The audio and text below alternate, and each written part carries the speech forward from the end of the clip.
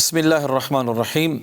Alhamdulillahi rabbil alamin wassalatu wassalamu ala rasulina Muhammedin wa ala alihi wa sahbihi wa sallama tasliman kathira. Allahumma salli ala Muhammedin wa ala ali Muhammed.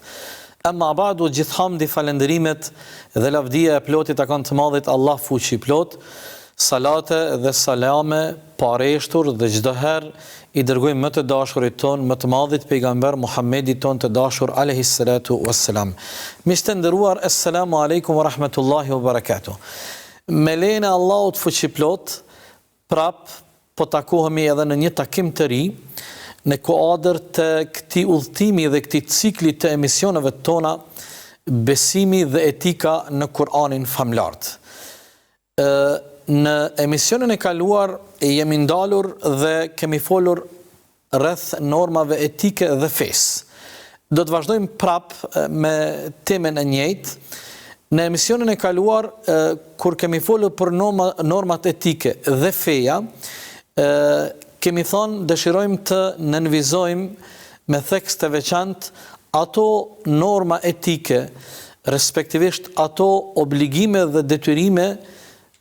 përballë Allahut fuqiplot. Ne si krijesa dhe robët e Allahut, cilat janë ato norma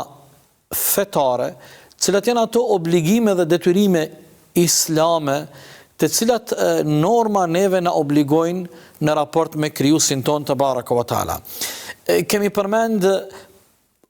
parimet e përgjithshme të besimit të drejtë, respektivisht të imanit, pastaj në kuadër të këtyre normave etike fetare kemi përmend nënshtrimin dhe dorëzimin e përgjithshëm që ne kemi obligim t'i nënshtrohemi dhe t'i dorëzohemi në plotni Allahut fuqiplot. Pastaj jemi ndalur dhe kemi analizuar me vëmendje ajo e cila ka të bëjë me meditimin dhe mendimin përballë krijimtarisë Allahu te baraka wa taala. Meditimi dhe mendimi me vëmendje përballë krijimtarisë Allahut fuqiplot e rrit besimin e drejtë, e forcon dhe e bën të fuqishëm imanin dhe bindjen në Allahun te baraka wa taala. Pastaj prej normave etike fetare shumë të rëndësishme është norma e cila ka të bëjë me mirënjohjen dhe falenderimin ndaj Allahut fuqiplot përballë mirësive, përballë begative dhe dhuntive me të cilat Allahu fuqiplot neve na ka begatu dhe ne i kemi në disponim dhe i gëzojmë ato begati dhe ato të mira nga i madhi Allah fuqiplot. Tani po vazhdojmë me një numër tjetër të normave fetare, të normave etike islame, të cilat norma neve në obligojnë në raport me krijuesin dhe Allahun fuqiplot. Një normë jashtëzakonisht e rëndësishme fetare në raport me krijuesin te baraka wa taala dhe në raport me rrjedhat e jetës kur ne jetojmë jetën në këtë botë është qetësia që ne duhet ta kemi dhe duhet ta kultivojmë përballë caktimeve dhe kadereve të Allahut te baraka wa taala, ato të cilat janë pjesë dhe fat në jetën tonë. Të dashur vëllezër dhe motra, ne gjatë jetës tonë përjetojmë dhe ballafaqohemi me caktime të ndryshme që janë pjesë e fatit tonë, që janë pjesë e jetës tonë. Jo çdo herë caktimet dhe kaderet e Allahut janë të pranueshme dhe janë të këndshme për ne. Ndonjëherë caktimet dhe kaderet e Allahut te baraka wa taala që janë pjesë e fatit të jetës tonë, janë edhe caktime dhe kadere të hidhura, janë edhe caktime dhe kadere të vështira dhe shumë sfiduese gjatë jetës tonë. Para se të përmendi disa prej ajeteve ilustruese, ideja është që të sjellim ca ajete nga Kur'ani famlart, nga ky kapitull, të cilat ajete do të na shërbejnë sa për ilustrim që ne të jemi të qetë në momente të caktuara nga jeta jon kur ballafaqohemi me kaderet e tilla. Por para se të përmendi disa ajete, nga ky kapitull është më rëndësi të përmendi një rregull të jashtëzakonshëm. Jo pa ndonjë rëndësi të madhe, por është rëndësi bazike në jetën e muslimanit, besimi në një prej 6 kushteve të imanit, besimi i drejtë. Kushtet e imanit janë 6 dhe një prej këtyre 6 kushteve bazike të imanit është besimi i drejtë, me plot qetësi në kaderin dhe caktimet e Allahut, ato caktimet të cilat Allahu i ka paracaktuar për gjithë ne gjatë jetës tonë. Prandaj, Abdullah ibn Abbasi radiallahu anhuma thot, besimi i drejtë në caktimin e Allahut, në kaderin e tij, është boshti dhe sistemi i imanit. Do të thotë, nëse ne kishim me perceptu imanin, besimin e drejtë, si një sistem, dhe një sistem është, ashtu është, boshti dhe zemra që e vën në funksion normal tërë këtë sistem, imanin, është besimi i drejtë në kaderin e Allahut të baraka wa ta'ala. Milioni tani të përmendi ca prej këtyre ajeteve të Kur'anit famlartë, të cilat ajete neve na tregojnë se ne gjatë jetës tonë ballafaqohemi me caktimet e Allahut dhe kaderet e Allahut, madje disa prej këtyre caktimeve dhe kadereve janë të hidhura për ne, nuk janë të këndshme. Po nëse i referohemi kaptinës Bekara, ajetit 155, 156, 157, Allahu fuqiplot, kështu na flet për disa prej caktimeve dhe karakteristikave të jetës tonë në këtë botë. Thotë Allahu fuqiplot, "Wala nabluwannakum bi shay'in min al-khawf wal-ju'i wa naqsin min al-amwali wal-anfusi wath-thamarat wa bashshiri as-sabirin." Ne juve në jetën e kësaj bote shumë herë ju vëm në sprov, ju sprovojmë. Ndonjëherë sprova manifestohet me frigën. Friga mund të nënkuptoj luftën, friga mund të nënkuptoj ndonjë smundje, friga mund të nënkuptoj ndonjë lloj shqetësimi të qastit. Wal ju', ndonjëherë sprovat janë manifestohen nëpërmjet skamjes dhe urisë. Fjala vije kur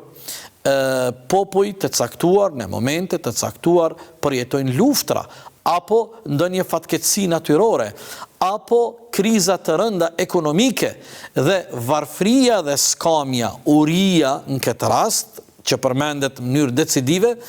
është ajo çfarë e manifeston një sprov të rënd për individin, familjen dhe shoqërinë.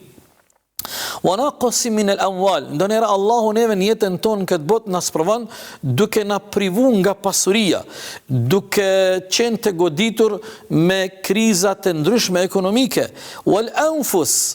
ndonjëherë Allahu dhul xhelal na sprovon kur privohen nga jeta të dashurit tonë. Qofshin ata të dashur që janë familjar të afërt e të ngushtë në jetën tonë, apo të dashur që jo domosdoshmërisht janë njerëz të gjakut ton, por janë njerëz të dashur në jetën tonë. Kur ata privohen nga jeta, në çfarëdo lloj forme që mund të i godet vdekja të dashurit ton, vdekja është caktim i hidhur që Allahu neve na sprovon në jetën e kësaj bote, kur ne detyrohemi të ndahemi në jetën e kësaj bote prej atyre që janë të dashurit ton dhe prej atyre që i kemi në zemrat dhe në shpirtat ton. Pastaj Allahu dhul xhelal thot: "Wa bashshiri as-sabirin." Në fund të këtij ajeti Allahu kërkon që të gjithë ata të cilët këto caktime dhe këto kadere të vështira i pranojnë me qetësi dhe e zgjedhin rrugën e durimit përballë këtyre momenteve të vështira, Allahu thot, ata durimtarët përgëzoj. Atyre durimtarëve merr ju myshde, nga se qetësia në rrethanat e tilla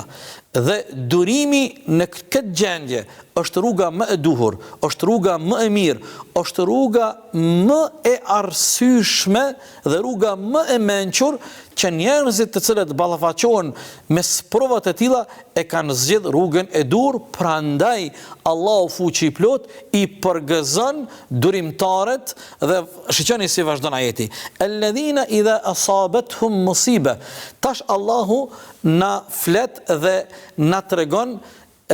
si reagojnë dhe si sillen ata që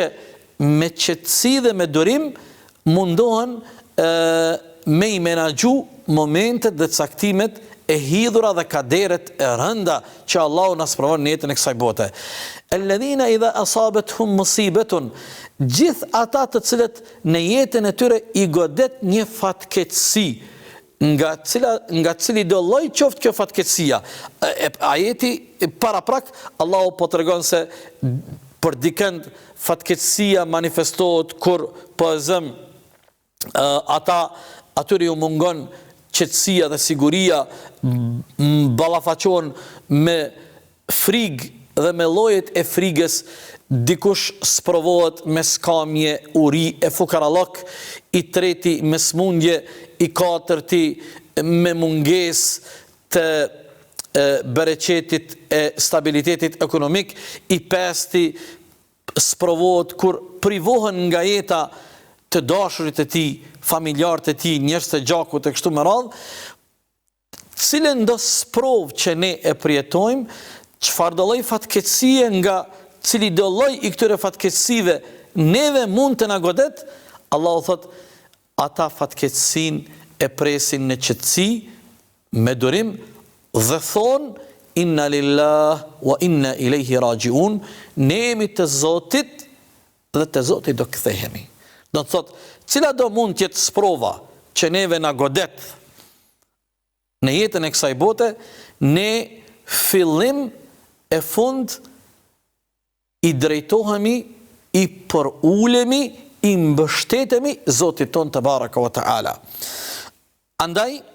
ata të cilët në këtë formë i qasen cilës do lloj sprove, Allahu në vazhdim thot, ulaika alejhim salawatun min rabbihim wa rahme. Të tillëve, mbi të tillët,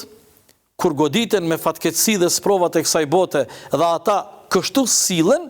Allahu mbi të tillët zbret edhe mëshirën edhe qetësinë e tij mbi zemrat dhe shpirtat e këtyre njerëzve, wa ulaika humul muhtadun, dhe të tillët janë të udhëzuar dhe të tillët e kanë zgjedh orientimin dhe rrugën e duhur, e ruajnë balancin, nuk fundosen nën ndikimin e emocionit dhe të ndjenjave, por në mënyrë të arsyeshme, me qetësi, me durim, me ndihmën e të Madhit Zot, me Allahun fuqiplot, cila do që tjetë fatkeqësia dhe sprova që ata i ka prek dhe i ka godit, ata dalin faqebardh. Një ajet tjetër i cili na flet për sprovat e jetës në këtë botë dhe se vetë jeta në këtë botë karakterizohet me sprova dhe ne nuk mund të jetojmë jetën në këtë botë pas sprova, është ajeti i kaptinës prat Bekara, ajeti 214, thot Allahu fuqiplot. Em hasibtum an tadkhulul janna ولما يأتكم مثل الذين خلوا من قبلكم مستهم البأساء والضراء وزلزلوا حتى يقول الرسول والذين آمنوا معه متى نصر الله ألا إن نصر الله قريب. Tash në ajetin 214 Bekare, Allahu fuqiplot kështu na mëson. Thot Allahu fuqiplot, a mos vallë ju po mendoni se do të keni mundësi të hyni në xhenete e të mos sprovoheni në jetën e kësaj bote? A mos vallë keni haru që ata të cilët jetuan para juve, shumë popull e shoqërisë që kanë jetuar para juve, a nuk ishin edhe ata të atill që Allahu i sprovoi me skomje, me varfri, me momente të vështira nga jeta e tyre, me smundje, por ata qëndruan dhe duruan. Ishin edhe shokët e pejgamberit që u sprovuan gjatë jetës së tyre, aq ishte e rënd, aq ishte e madhe sprova, sa që për një moment i dërguari i Allahut dhe shokët e tij gati sa nuk arritën në fundin e besimit dhe nga në moment kaq të vështirë ata thanë kur është momenti që të vijë ndihma e Allahut dhe Allahu të na shpëton nga kjo sprovë rond. Atëherë ajeti vazhdon dhe Allahu të gjithë besimtarët e qetë dhe durimtar i qetëson ela inna nasrallahi qarib, dhe një re se pikrisht kur sprova e arrin kulmin e saj, momentin më të vështirë, atëherë vije ndihma e Allahut. Zatën sprova dhe momentet e rënda të sprovës janë vetëm një sfidë ku imani dhe besimi ynë testohet, ne sfidohemi që të dalë në pa besimi ynë i drejtë, besimi ynë i sinqert, bindja e fuqishme në atë që Allahu ka premtu dhe në atë që Allahu dhul xhelal neve na edukon dhe na mëson që në rrethana dhe gjendje të tilla duhet të sillemi ashtu sikur i ka hije besimtarit të vërtet. Një normë, sigurisht ajetet të cilat flasin në këtë kapitull janë të shumt, ideja ishte vetëm të sillim dy ilustrime, dy shembuj praktik nga Kurani fisnik, por jo që të përmbledhim gjitha ajetet. Një normë tjetër, fetare, shumë rëndësishme, që na nevojitet gjatë jetës tonë në raport me besimin tonë të drejtë, karshi krijuesit Allahut fuqiplot, është edhe mbështetja në Allahun një xhelle xhelaluhu. Ne kur i mbështetemi Allahut një, kur ne e aktivizojmë tevekkulin ton, mbështetjes në Allahun i thuhet në Kur'an tevekkul. Kur ne i mbështetemi Allahut, kur ne nuk kërkojmë streh dhe prehje tjetër pos atë tek Allahu dhul xhelal, kjo nënkupton që ne jemi të bindur, e të qetë, e të sigurt në besimin ton të drejt në Allahun një dhe në mbështetjen ton në Allahun një, nga se ai është mbrojtësi i joni më i miri. Allahu fuqiplot është i plot fuqishmi, është i gjithë dijshmi, është i gjithë mëshirshmi. Allahu është i urtë në vendimet dhe caktimet e tij. Planifikimi i Allahut çdo herë është më i miri për ne, edhe atëherë kur ne nuk e shohim, apo nuk e kuptojmë, apo nuk e lexojmë drejt dhe sakt caktimin dhe planifikimin që Allahu ka bë për ne. Më lejoni të përmendi dy ajete, eventualisht 3 ajete, të cilat na sugjerojnë dhe na udhëzojnë që ne të mbështetemi Zotit të baraka wa ta'ala. Po e zëm, nëse e marim ajetin 160 nga kaptina Ali Imran, Allahu fuqiplot thot, i yansurkumullahu fala ghaliba lakum, nëse Allahu juve ju ndihmon, nuk ka kush që ju mposht, wa in yakhdhulkum, mirë po nëse Allahu ju braktis, faman dhal ladhi yansurkum min ba'di, kush pas Allahut juve do t'ju ndihmon? Allahu na rujt nëse Allahu na braktis, cila është ajo ndihmë dhe ajo fuqi pos ndihmës dhe fuqisë Allahut që mund të na ndihmoj, wa 'ala Allahi falyatawakkalul mu'minun, andaj besimtarët e vërtet le të mbështeten Allahut fuqiplot. Le të mbështeten Allahut fuqiplot. Pastaj e kemi një ajet tjetër nga kaptina Taube, ku Allahu te baraka wa taala thot, fa in tawallaw faqul hasbi Allah. Nëse ata ty të braktisin o Muhammed, nëse ata ty nuk dëshirojnë të të ndihmojnë e të mbështesin, thua ju ti atyre, hasbi Allah, mua më mjafton Allahu im, mua më mjafton Zoti im,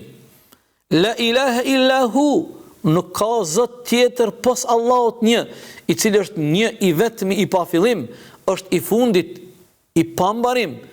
është i plot fuqishmi, i gjithdijshmi, i gjithmëshirshmi, është ai I cili për asgjë në këtë botë nuk ka nevojë, çdo gjë në këtë botë ka nevojë për të. Është ai I cili mëshira e tij është më e madhe se sa mëshirën që unë mund ta kem për veten time. Është ai I cili me urtësinë dhe diturinë e tij absolute planifikon çdo gjë çfarë është në favorin dhe në të mirën time, më mirë se sa që unë do të planifikoja për veten time. Alayhi tawakkaltu, ati mbështetëm unë. Huwa Rabbul Arshil Adhim, ai është Zoti I Arshit madhështor. Do të thotë, edhe ky ajet na tregon se në momentin kur ne mund të mbesim pa të tjerët, në momentin kur neve mund të na mungoj mbështetja dhe ndihma prej të tjerëve, ne nuk duhet të harrojmë se çdo herë dhe në çdo kohë është dera e hapur tek I madhi Allah ku ne atij I mbështetemi, ku tek ai ne e gjejmë qetësinë, prehjen dhe ndihmën prej të madhit Zot te baraka wa taala. Është ai Allahu I cili nuk diktohet nga askush në këtë kosmos, por çdo gjë në këtë gjithësi diktohet dhe udhhiqet dhe urdhërohet nga Allahu te baraka wa taala. Një normë tjetër shumë e rëndësishme në jetën tonë si besimtar është se ne në asnjë moment nuk guxojmë që të humbim shpresën prej mëshirës së Allahut te baraka wa taala. Po vëllezër dhe motra, ne gjatë jetës tonë edhe mund të përjetojmë momente të vështira. Mund të kalojmë edhe nëpër situata të rënda, sfiduese. Mund të shijojmë edhe sprova shumë të hidhura e të rënda, por në cilën do situatë të vështirë që mund të kalojmë, çfarëdo lloj gjendje të rëndë që mund ta përjetojmë, çfarëdo momenti I vështirë I cili mund të na rrethon, ne në asnjë moment nuk guxojmë si besimtarë të mirëfillt të humbim shpresën prej mëshirës së Allahut te baraka wa taala. Nga mëshira Allahut nuk e humbin shpresën vetëm ata të cilët nuk janë besimtar. Besimtarit kjo nuk guxon të ndodh. Prandaj thot Allahu fuqi I plot, pozëm në kapitullin e Yusuf ajetin 87, wala tayasu min rauhillah, asesi mos guxoni të humbni shpresën tuaj nga mëshira Allahut. Innehu la yayasu min rauhillahi illa alqawmul kafirun. Nuk e humbin shpresën prej mëshirës Allahut, prej ndihmës së tij, mbështetjes së tij, fuqisë së tij, vetëm se një popull I cili është mohues dhe pa besimtar. Pastaj e kemi ajetin 56 nga kapitulla Hijr. Allahu dhul Jalal thot: "Wa man yaqnut min rahmati rabbih illa ad-dallun." Wa man yaqnut min rahmati rabbih illa ad-dallun. Nuk mbeten të dëshpëruar dhe nuk e humbin shpresën nga mëshira e Zotit të tyre, vetëm se ata të cilët janë të humbur, ata të cilët janë të lajthitur e të devijuar, ata që janë dallun, kështu mendojnë dhe kështu sillen, ndërsa ata të cilët janë të udhëzuar në rrugën e drejtë të Zotit një, ata që janë besimtarë të mirëfillt, çdo herë dhe gjithmonë e kanë të fuqishme shpresën e tyre në mëshirën e Allahut një, në ndihmën e Tij, sa ai është I plot fuqishmi, I gjithdijshmi, asgjë në këtë botë nuk ndodh dhe nuk mund të ndodh pa dijen, lejen, fuqinë, dëshirën, vullnetin dhe planifikimin e të madhit Allah te baraka wa taala. Prandaj në asnjë rrethan muslimani dhe besimtari I mirëfillt nuk ja lejon vetes që ai të ndihet I zhgënjur, I thyer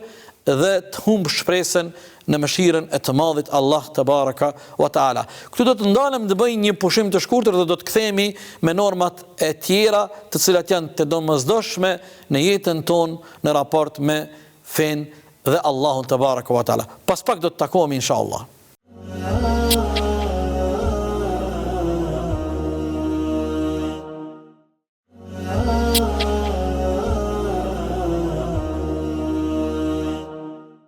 Assalamu alaikum wa rahmatullahi wa barakatuh. Të nderuar miq, po vazhdojmë me pjesën e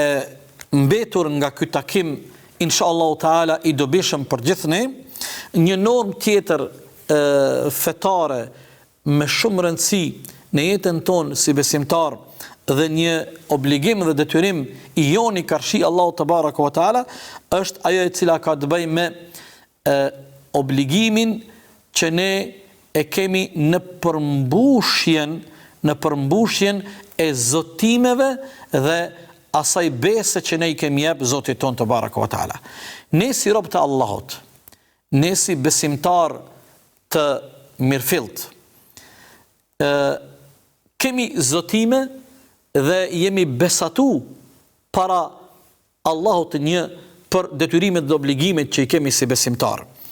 Në këtë kapitull ne jemi të obliguar të përmbushim ato zotime dhe atë besë që kemi dhënë para të madhit Allah te baraka wa taala. Prandaj më lejoni të lexoj ajetin 75, 76, 77 nga kaptina Taube, i cili na udhëzon në këtë drejtim. Thot Allahu dhul Jalal: "Wa minhum man ahada Allah", dhe prej disa muslimanëve ka të atill të cilët janë zotu para Zotit, "La in atana min fadlihi", nëse Allahu na begaton nga mirësitë e tij, "lanasaddaqanna wa lanakunanna min as-salihin". Çiçani çfarë zotimi me kusht. Do të disa prej njerëzve të cilët nuk janë besimtar të sinqert dhe besimtar të denjë dhe të vërtet, ata kështu janë zotu. Thonë, ne po zotohemi para Zotit ton, nëse ai Zoti na begaton me mirësi, atëherë ne do të japim sadaka dhe do të mundohemi të jemi njerëz të mirë. Falamma atahum min fadlihi bakhilu bihi. E tash Allahu këtë zotim dhe këtë besë të tyre, e cila nuk ishte e sinqert, e qet në sprovë. Tash thot ajeti në vazhdim, e kur Allahu ata i begatoi me mirësitë dhe begatit e tij, bakhilu bihi, atëherë ata u treguan koprac, e haruan besën dhe zotimin e tyre. Ata ishin më herët që thanë, nëse Zoti na begaton nga mirësitë e tij, ne do të japim sadaka dhe do të mundohemi të jemi njerëz të mirë. Wa tawallaw wa hum mu'ridun, por ata pasi që Allahu i gëzoi me mirësi dhe begati, ata vendosen me zgjedh rrugën e arrogancës, prandaj edhe u shfaqen kundërshtues. فأعقبهم نفاقا في قلوبهم إلى يوم يلقونه. Atëra Allahu i mbylli dhe i mbushi zemrat atyre me munafiklëk, me hipokrizi, deri në ditën kur ata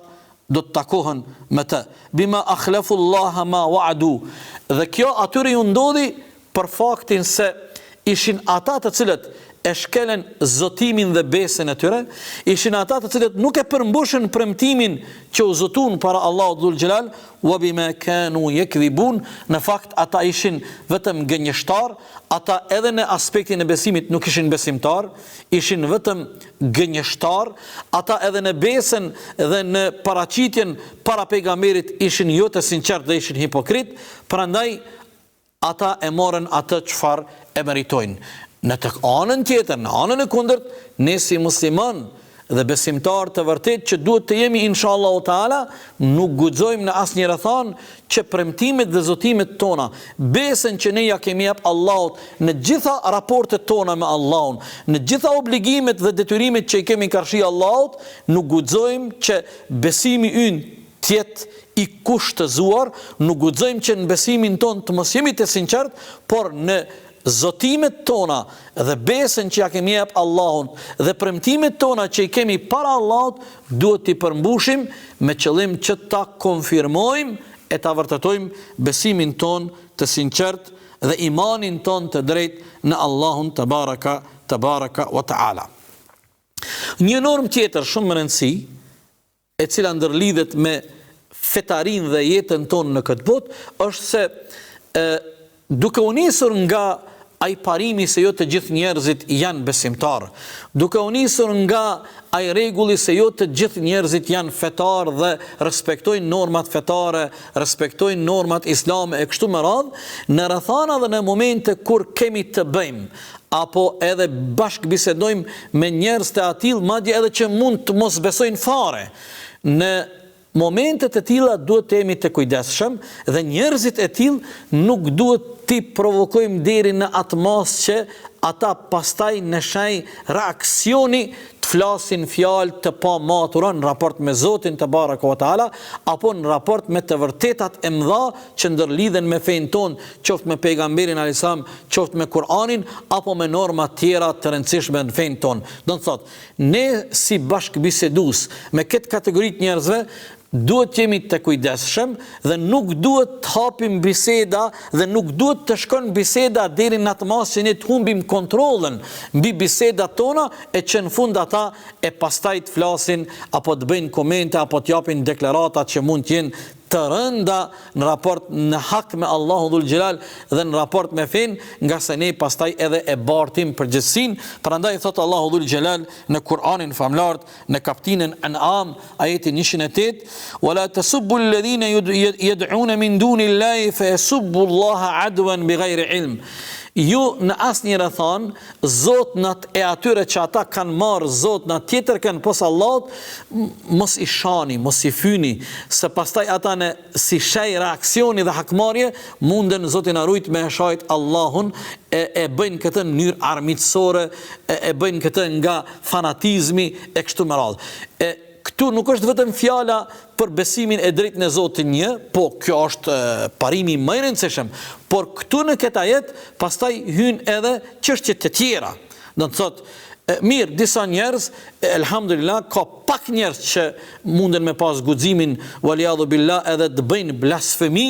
edhe të jenë vulgar, edhe të flasin edhe të thojnë gjëra të cilat janë të papranueshme në raport me krijuesin te baraka wa taala. Shoqëra Allahut, shoqërinë tonë, s'kemi kësi njerëz, apo edhe nëse kemi janë raste të izoluara. Mirë po,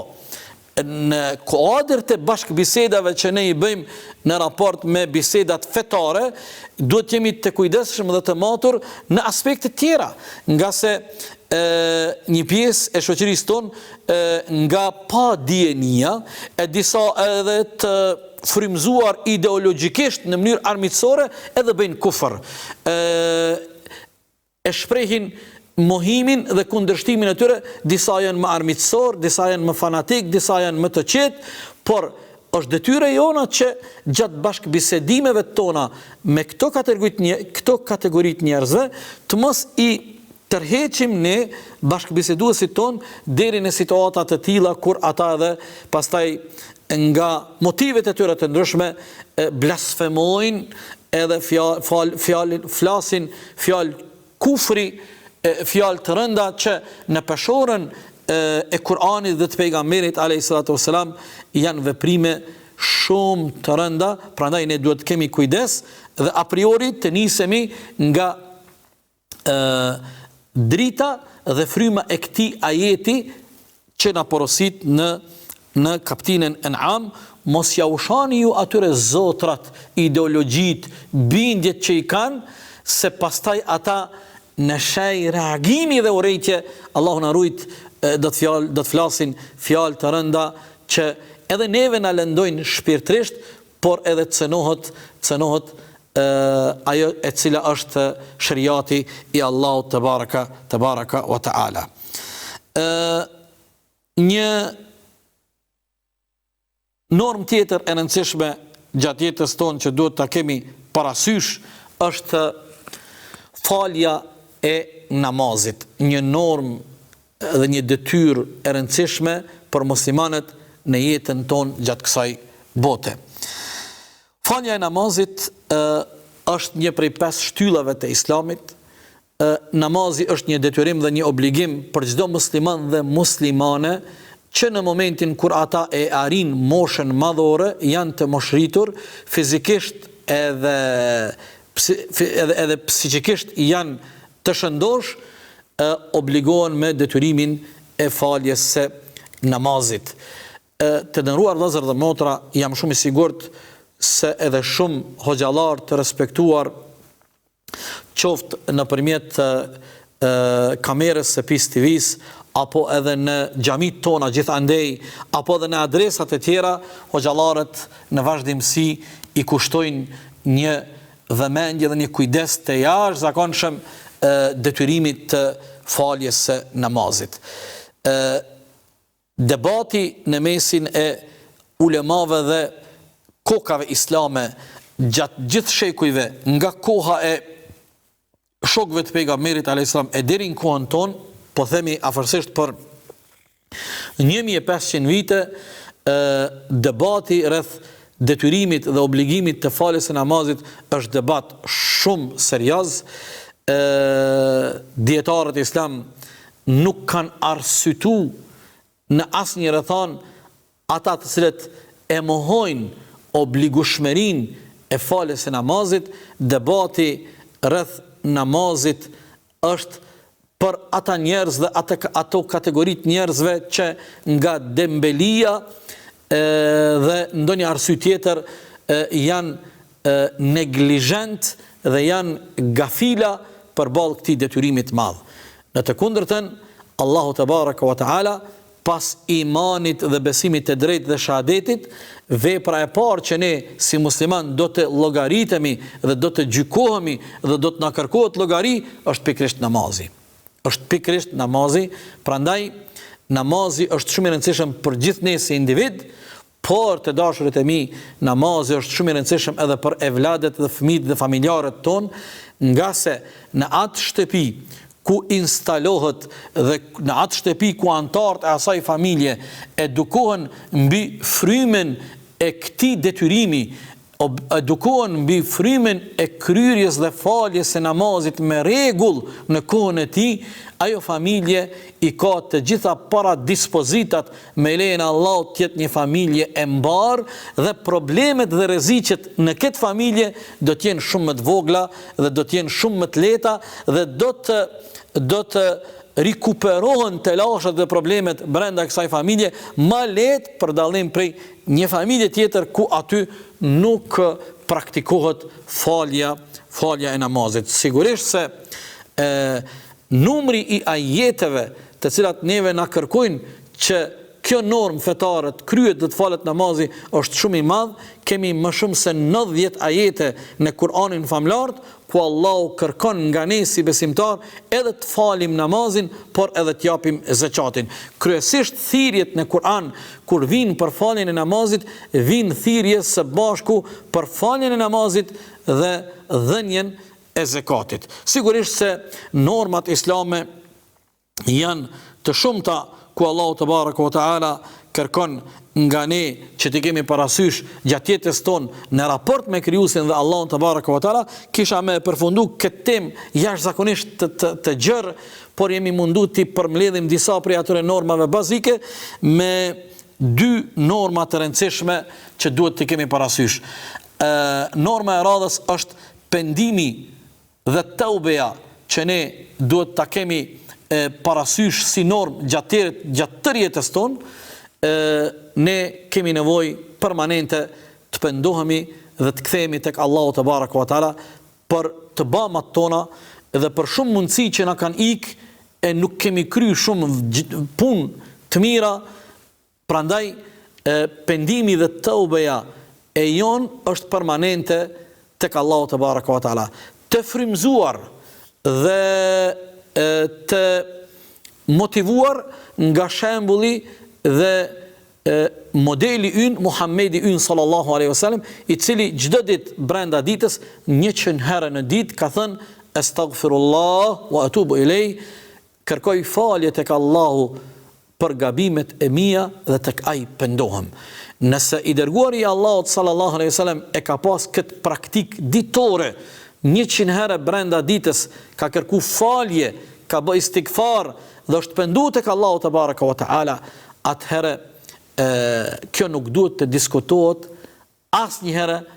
prej asnjërit prej neve. Është i dërguari i Allahut sallallahu alaihi wasallam i cili pothuajse në përfundim të çdo adhurimi është drejtu me një herë me kërkim falje tek Allahu dhul xhelal. Pazëm, pejgamberi alayhis salam pasi ka jap selam pas çdo namazi, qoftë sunet, qoftë nafile, qoftë farz, fjalët e para që pejgamberi alayhis salam pas selamit në namaz, kur e ka përmbyll namazin, kanë qenë astaghfirullah, astaghfirullah, astaghfirullah. Do të thotë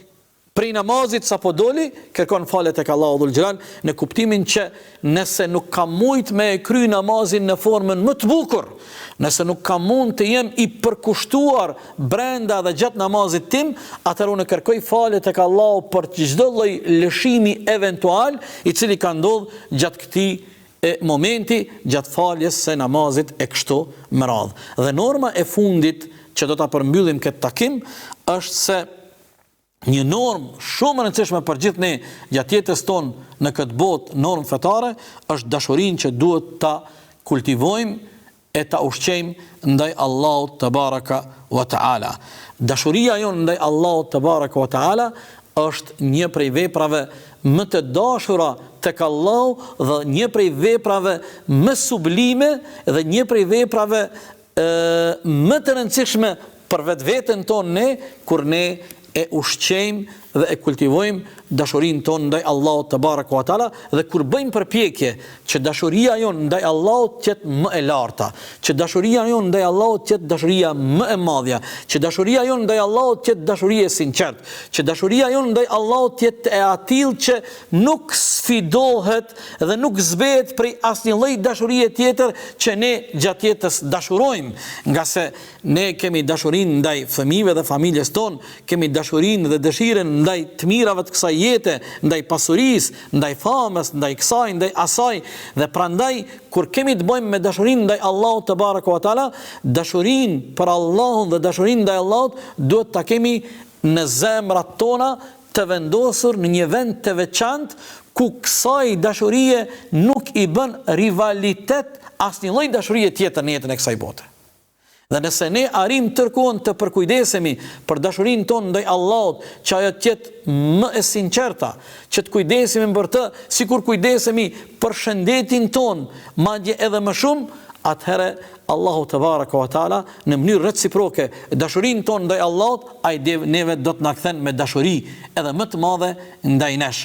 Qofshim të pranuar e të dashur tek Allahu dhul xhelal, qofshim të gjithë të falur tek Allahu dhul xhelal, qofshim të regjistruar tek Allahu në mesin e robëve të tij të mirë e të pranuar. Deri në takimin e radhës, qofshit në mbrojtjen dhe kujdesin e Allahut, ju miqtë e mi kudo që jeni. Wassalamu alaikum wa rahmatullahi wa barakatuh.